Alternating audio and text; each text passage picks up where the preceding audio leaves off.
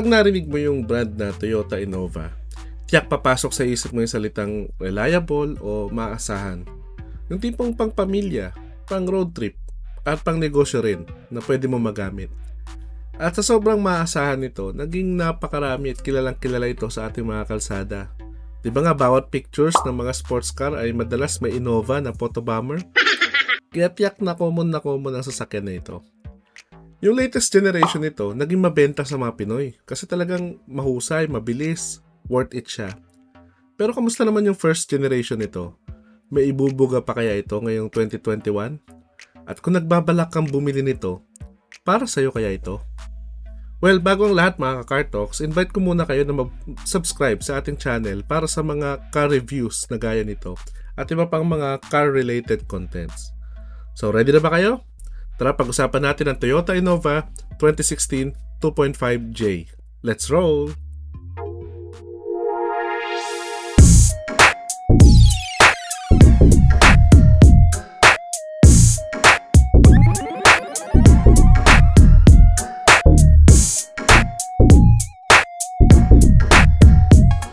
So pag-usapan muna natin mga Car Talks, what is under the hood ba ng Toyota Innova na ito? Kagaya nung makikita nyo dyan, yung engine na yan ay 2KD-FTV 2.5 liters 4-cylinder turbo diesel engine na may D4D technology ng Toyota. At dahil may D4D technology ito, nagpo-produce ito ng 101 horsepower at 200 Newton meters of torque. Which is enough na, hindi naman siya kasing laki talaga ng mga numbers ng Fortuner at saka ng latest na Innova. Pero enough na yan mga Car Talks para buhatin anumang cargo o tao, kaya naman karaming tao yung ilagay mo sa body ng Innova na ito. Ito ay paired sa 5-speed manual transmission at as you can see meron siyang hydraulic power steering fluid dito. So hydraulic power steering yung kanyang steering type. Ang kanyang suspension ay double wishbone sa harap at multilink sa likod. Fuel consumption. Sa city driving mga Car Talks, depende sa bigat ng traffic, makakuha ka rito around 8 to 10 kilometers per liter. Kapag nagluwag-luwag, 10 kilometers per liter. Kapag ikaw naman ay nasa highway, depende rin sa takbo mo, kung i-maintain mo yung 80 to 100 kilometers per hour na takbo, makakuha ka rito ng around 12 to 15 kilometers per liter, which is enough, ano? Which is in-expect din natin sa ganitong klaseng 2.5 liters na diesel engine. Safety features. Meron siyang passenger and driver side na airbags at meron na ring ABS standard yan sa lahat ng variant ng Innova na ito. So yun ay makikita natin sa kanya mga Car Talks, under the hood. Pag-usapan natin yung harapan niya mga Car Talks. Kung titingnan niyo yung kanyang mukha, talagang harapan pa lang, kitang-kita mo na Toyota Innova na ito. Kasi itong first gen na to, although dumaan na siya sa napakaraming mga facelift, hindi ko na nga matandaan kung pang ilang facelift na to ng Toyota Innova first gen. Pero na-maintain pa rin niya yung identity niya as Toyota Innova. Hindi siya masyadong binago ng Toyota from unang-unang labas nito. Makikita nyo dyan sa headlight niya, no, yung first na iteration ng generation na ito ng Innova, talagang curvy, no? Tsaka walang masyadong kanto yung kanyang headlight. Pero ito ginawa ng Toyota, nilagyan nila ng kanto. No, nagkaroon ng edges yung headlight niya, kaya medyo tumapang ng konti yung itsura niya. Although hindi kasing tapang nung latest generation ng Innova, pero para sa akin mas maganda yung dating ng headlight na ito. At sa loob nito, makikita nyo yung halogen bulb niya na H4, high and low magkasama na. At nandyan din yung kanyang signal light. Dito rin yung kanyang park light, no, maliit pero maliwanag yan. At kung titingnan nyo dito, meron siyang abang para sa fog lights, pero wala siyang kasamang pre-installed kasi nga ito ay base variant o J variant. Kung gusto mo ng fog lights na pre-installed, E-variant pataas yung meron. Yan. Sa grills niya, parang pa rin, no? Sa first gen pa rin, I mean yung unang iteration niya, plastic din, wala masyadong binago. At nandyan pa rin yung malaki niyang Toyota badging. Overall, makikita mo na talagang na-maintain niya yung identity niya as Toyota Innova sa front. Makikita natin sa side profile niya mga Car Talks na talagang walang masyadong binago si Toyota. No? Kung ano yung nakita natin sa unang iteration ng Toyota Innova, ganyan na ganyan yung kanyang gilid, parang wala talagang binago. At dahil nga ito ay base variant o J model, makikita natin yung kanyang door handles at saka yung kanyang side mirror ay hindi body colored, black lang siya.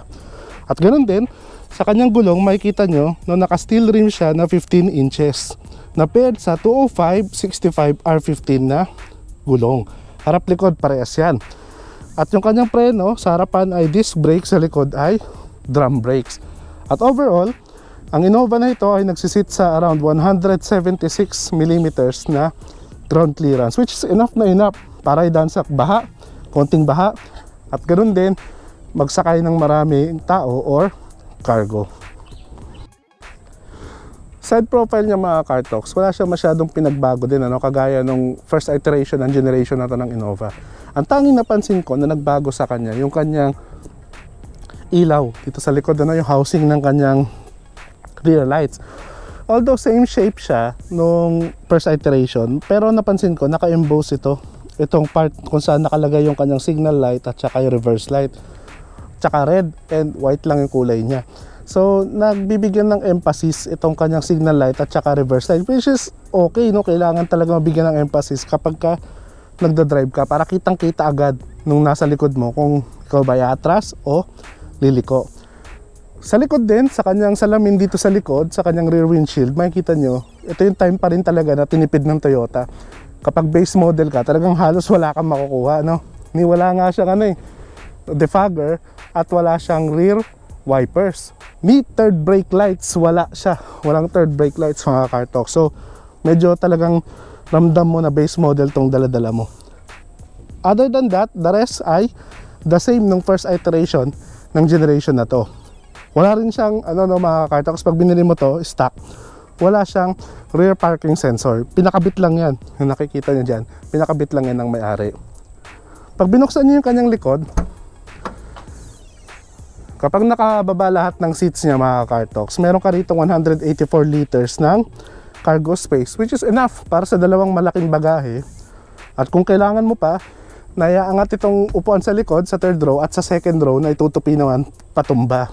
So magkakaroon ka ng enough na cargo space para sa mga karagdagang cargo mo, no? So kung kailangan mo pa ng karagdagang space, flexible naman siya. Pwede kang magdagdag sa kanya. So ilan nakita ko sa likod niya mga car talks, ano? Pag-usapan naman natin yung loob niya. Bago tayo pumasok sa loob niya mga car talks, pag-usapan muna natin yung sidings niya, no? Ganda yung kulay niya, no? Although all plastic siya, pero gray siya, plus medyo may pagka green finish siya dito, no? Na-subtle lang, na medyo nagbe-blend siya sa gray. Ang ang stock nito mga car talks, hindi siya power lock yung mga pinto. So disusi yan, bubuksan mo isa-isa lahat ng pinto niya. At ganoon din, dahil nga base model siya, manual windows tayo mga car talks. At ang medyo hindi ko nagustuhan sa kanya, medyo mababa yung placement nito. Kaya kapag kailangan mong buksan yung bintana at nagda-drive ka, kailangan mo talaga yumuko, no? Para maabot yan. Pero the rest, okay naman yung shape niya. Meron siyang bottle holders dito at meron din mga pocket compartments yan. At nandiyan din yung kanyang speakers. Tara, pasok tayo sa harapan niya.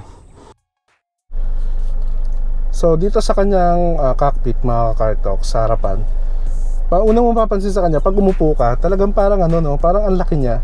Kasi yung kanyang dashboard malapad eh. Tsaka yung field of view niya, parang feeling mo ang laki ng dinadala mong sasakyan. Although sapat naman din yung laki ng Innova, hindi siya kagaya talaga ng mga sedan. Pero pag naupo ka, ramdam mo na mataas ka, malaki yung dala mong sasakyan. Okay, dashboard niya gawa sa ABS plastic. Ang ganda kasi gray, no? May lighter gray at saka may darker na gray. Nagbi-blend siya. Maganda yung kulay. At overall, itong dashboard niya, kung kayo ay nakakita na ng Innova na first iteration nito, parehong-pareho, no? Walang masyadong pinagbago mga car talks. Ang gusto ko sa kanya, dalawa yung kanyang glove compartment. So meron dito, may additional ka pa rito para sa mga documents. Although wala siyang ventilation dyan, hindi kagaya ng mga bagong Innova, no? Merong ventilation siya dyan. Pero okay na rin. Good to know na meron kang additional na storage space. Sa gitna, same, nandyan yung kanyang clock, no? Indicator kung gumagana yung passenger seatbelt, kung naka-seatbelt siya o hindi. Itong radyo niya mga car talks, aftermarket na. Ang alam ko, single din lang yung stock nito na walang Bluetooth. The rest meron. At ito namang gitna niya, ito nagbago rin ito yung aircon switch niya, no? Dati, hindi ko alam yung type na yon, pero parang siya mahaba na pinipihit mo sa gitna. Pero ito, circular knob na siya, which is mas madaling pihitin, kaya okay siya. yung type na yan.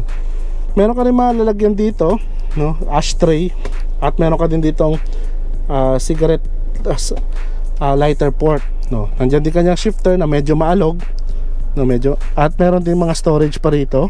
Pwede itong mag-double as bottle holder or cup holder. At meron din glove compartment dito sa center console. Medyo malaki din yung loob niyan kapag binuksan natin. Ngayon dito naman tayo sa manibela niya, no. Although 5 years old na ito, kasi 2016 model ito, polyurethane yung kanyang manibela. Makikita mo medyo nag-age siya ng konti kasi kumikintab, kumikinis. Yan talaga yung trademark ng mga itong klase ng manibela. Pero overall good condition itong polyurethane na manibela na to. 4-spoke, plastic sa gilid, sa gitna busina, at may airbags ito. Ito ay hindi telescopic kundi tilt adjustment lang ito ng mga car talks, which is pwede na rin, no, given na J model ito. At ganoon din sa kanyang panel gauge, meron siyang dalawang bilog, tachometer sa kaliwa, speedometer sa gitna. Sa gilid makikita mo yung kanyang engine temperature at yung kanyang fuel gauge. So yun lang yung makikita natin sa kanya, no, sa harapan niya. Punta naman tayo sa gitna. Sa second row niya mga car talks, una kong napansin, comfy, no? Masarap umupo sa kanya, masarap maging pasahero nito. Yung field of view mo as passenger, okay naman, malaki yung bintana mo, yan, makikita mo, marami kang makikita rin. At yung luwag niya, legroom, yan, ganyan, no? Pwede na rin.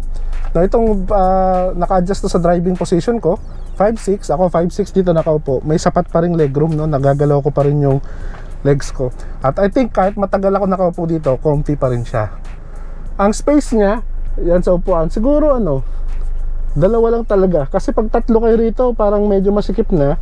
At saka yung pangatlo, upo dito sa gitna, medyo medyo mataas siya. Alanganin yung kanyang position mga car talks. Kaya maganda, lang siya, dalawa lang. Enough na yon. Ang amenities, may aircon vents, tig-isa kayo ng aircon vents. At nandito, abot na abot mo rin yung aircon switch niya. So comfy naman, no, kasi pwede mo itutok dito yung aircon. So yun lang yung makikita natin sa second row niya. Tingnan natin kung okay ba sa third row seat. Pag sakay sa third row seat ng mga car talks, madali lang naman, no.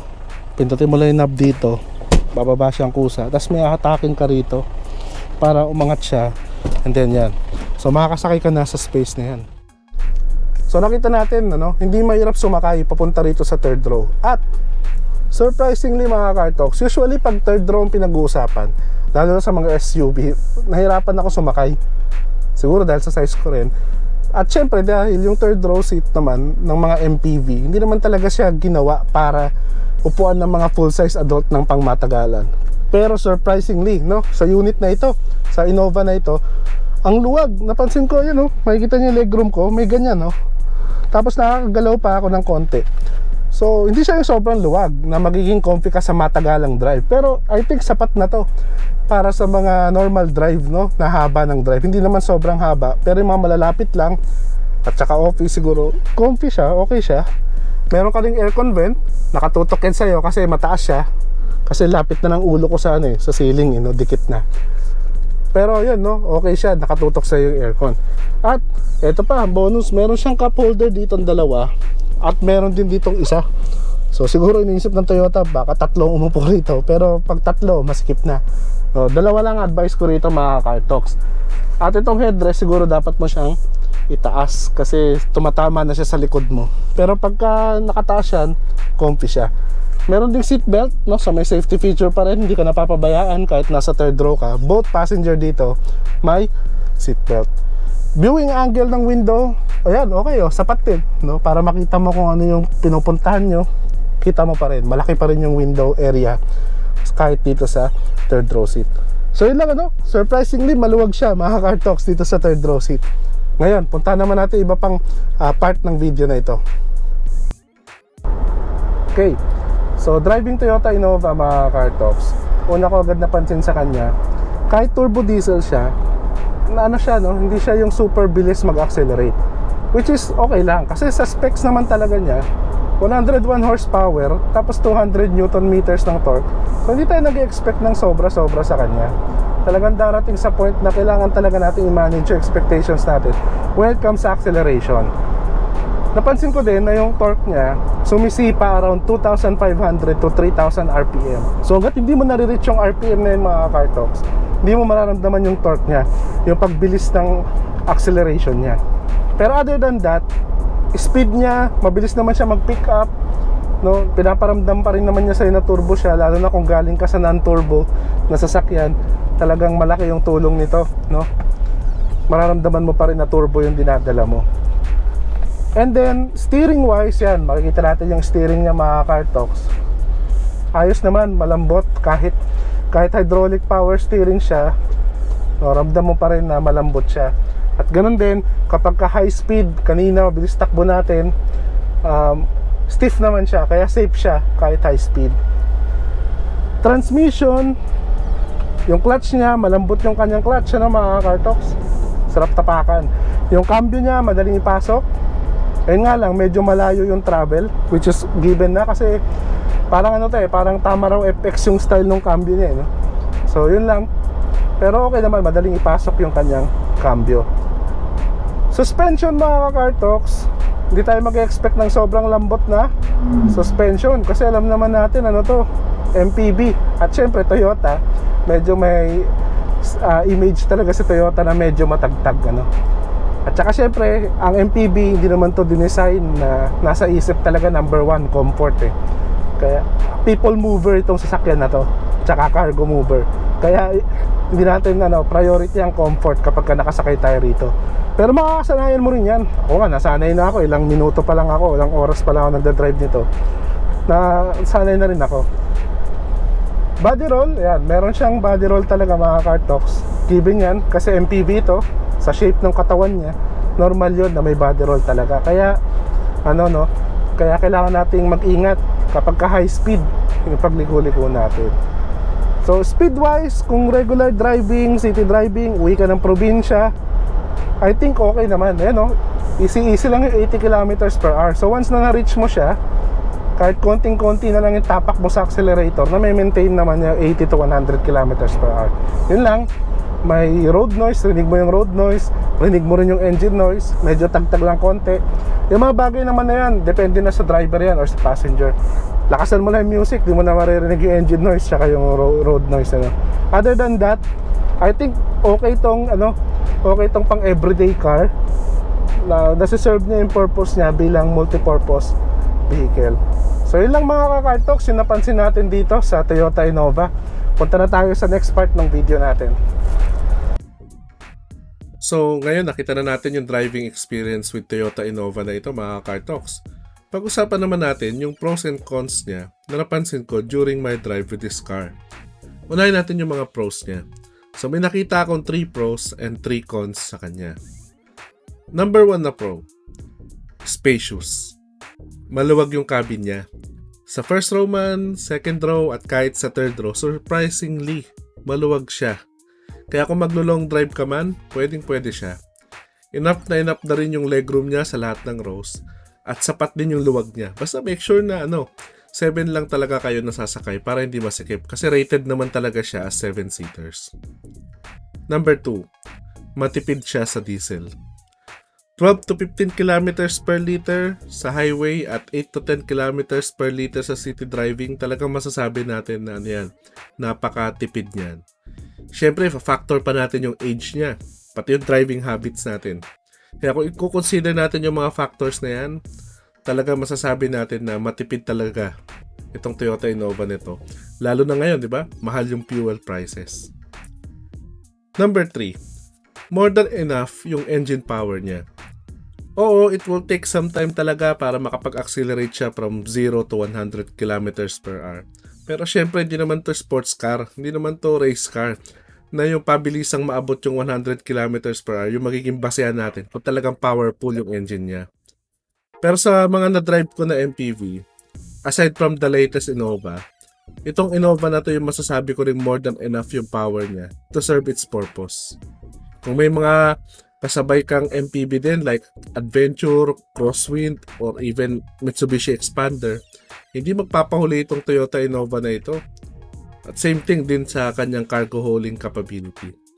Maybe it's not the fastest in terms of power and torque, but it's more than enough to serve you mga ka-car talks. Siyempre, wala namang perfect na MPV, kahit Toyota pa yung brand niyan. Meron at merong mga cons or disadvantages ako nakita sa kanya. Kaya pag-usapan natin yung tatlong disadvantages niya. Number 1, suspension. Totoo, mararamdaman mo talaga yung tagtag niya mga car talks. Kaya kung madalas isa or dalawa ka lang nasakay nito, medyo hindi siya comfy sa mga malubak na kalsadang dadaanan natin. Totoo, makakasanayan mo naman yan, pero depende pa rin sa tao yan kung gaano kabilis or katagal siyang mag-adjust sa tagtag niya. Number 2, engine noise. Itong cons na ito is napansin ko overall sa generation na ito ng Toyota D4D engines. So hindi lang sa Innova, kahit sa Hilux at Fortuner na kasabay ng model na ito, talagang maingay yung diesel engines nila. Lalo na kapag highway driving.